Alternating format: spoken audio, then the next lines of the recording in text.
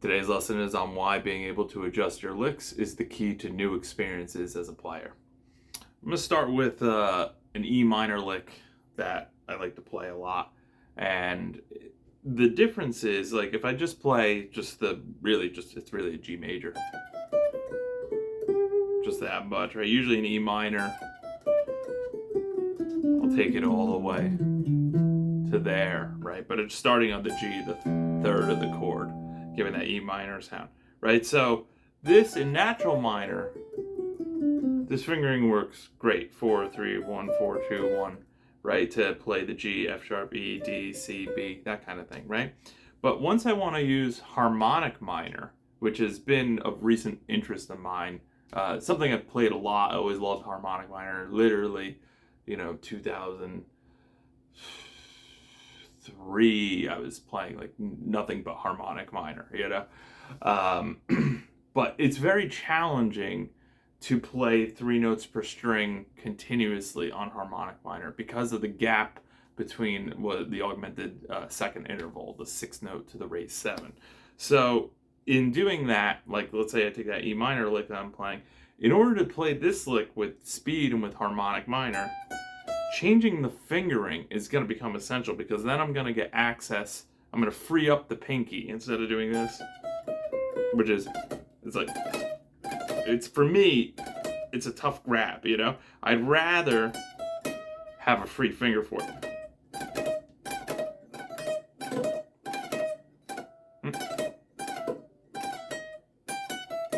Right, so as I start to test that fingering out, there you go. Right, you start to get the physics for it, the physicality for it, right?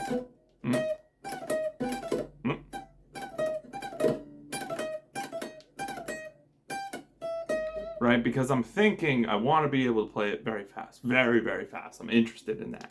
Okay, so I want to prep a fingering that allows for that, right? And then from there, I just have to change the finger. So my D sharp there.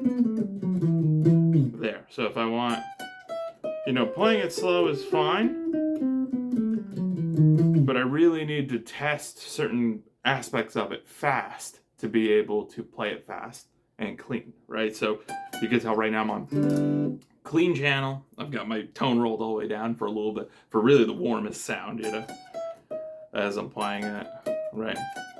And whether I start with a down or start with an up, and I choose, I could either go economy picking, I could go whichever. The idea is that I don't have to play the lick the same way, right? Let's use another case in point of the F sharp half diminished arpeggio. So I am very accustomed to playing the fully diminished 7 arpeggio. Literally, it's a very stock Malmsteen move of one of the first people, and even like Willie John Roth with the string skipping version, like that. So, and the nice thing about this arpeggio is it's fully symmetrical. So you move literally 3 half steps up, and you get all the same notes, just in different places, but it's still just those 4 notes. You can go all the way up and down the fingerboard in what the interval, what's called a minor third, all the way up and down, right? The half diminished 7th, though, is something I don't play a lot, and as an arpeggio, and it's something that I don't play like in a suite pattern very much, right? So like the chord itself, like I know that voicing, right? If I actually want to do a see, that's not even it. I would have to do it with F sharp as the root there, because it's not fully symmetrical, right? The fully diminished 7, I know I could take any of those chord tones. Like there, I went for the C, right? And I'm like, oh, that's the half diminished 7 chord. But the problem is the half diminished 7 chord isn't even fully symmetrical. So there, I've got an A sharp note or a B flat, and that isn't in the chord, right? If I had the fully diminished 7 chord, then this is a C note, and I know that all these notes would then be the notes for the F sharp fully diminished 7, which it is. So my F sharp, my A, my C, and my E flat, I've got them all right there, right? So this just takes me into, okay, how do I take something I know. Like let's even say the chord here, right? So if I want this inversion of the fully diminished seventh chord, right, what can I do to make it? Well, the only difference is I just need that E flat to become an E natural, right? So that becomes a particular shape for it. This becomes second inversion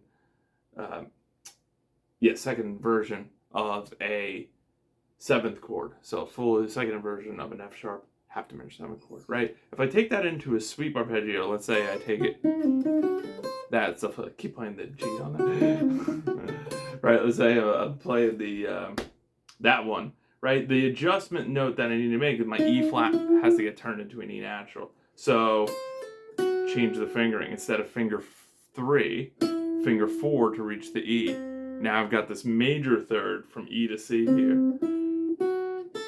Still use finger 3 though for the C.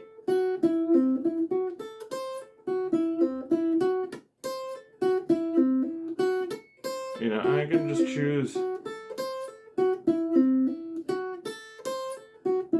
if I want to hammer, pull it, that kind of thing, right? Now, okay, so that's something I can get down pretty easily, right? Even picking it and swinging it, that kind of stuff.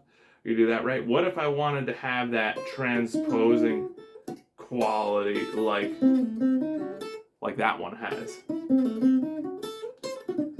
Right? If I'm playing that like there, I've got that. But if I want the half diminished 7 version, ooh, no.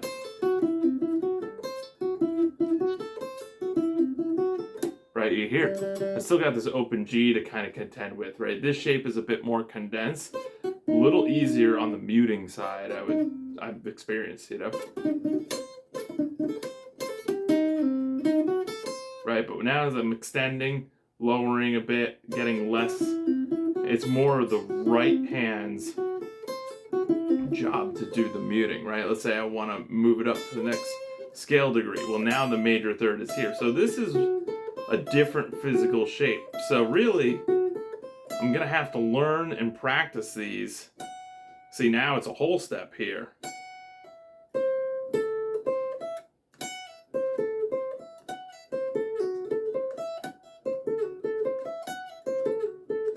Right, fingering. Let's go with like 1, 3, 1, 2, 1. I think in a speed context, I would use finger 1 here instead of like switching to a finger 4 so I can get up, because I'm just gonna need finger 1 there. So using 3 for the A.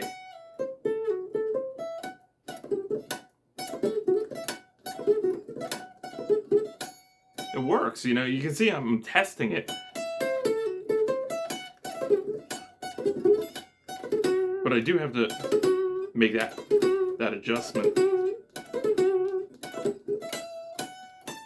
Now I've got the F sharp and the A.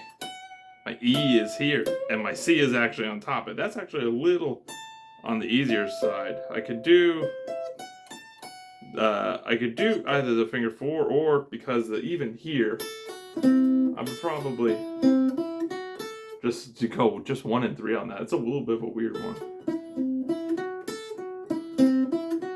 Takes the roll, you know?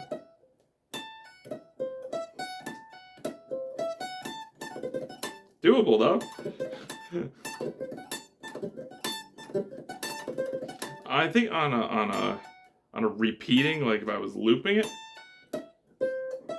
it's a lot of finger 3. So maybe if I can get finger 4 in for the top note, finger 4 for the top note.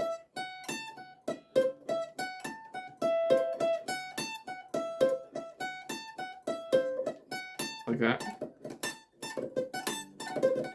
Try the octave lower. Oh, that's definitely better there to use 2 different fingers. Right? So a lot of times we know our licks by the actual finger choice, you know, hence pentatonic, like. But being able to interchange with the fingers and being able to, you know, rearrange the notes then expands your lick vocabulary. Then you just do a little bit of practice, you can have something ready. So hopefully this was very insightful for you. If you yourself are having trouble putting your licks together, please feel free to send me a message. I'd love to help you out. Thank you. Have a great night.